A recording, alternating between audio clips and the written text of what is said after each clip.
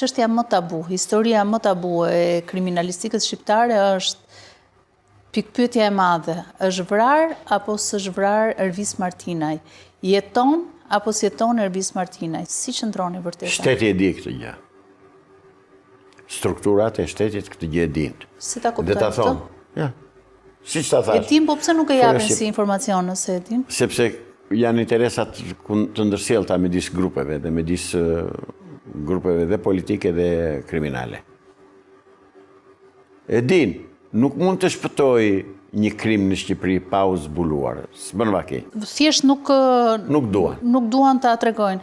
Po babai i Ervis Martinaj e di? Të vërtetën e djalit të tij? Se me se është marrë djali i tij, ai duhet ta di. Dhe se kë ka pasur armik djali i tij dhe këtë duhet ta di. Duhet, them unë. Nuk e di, apo se di, është më punë për të.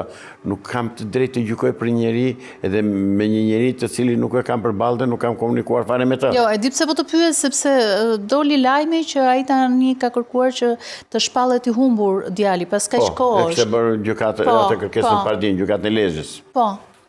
Është e drejtë e tij.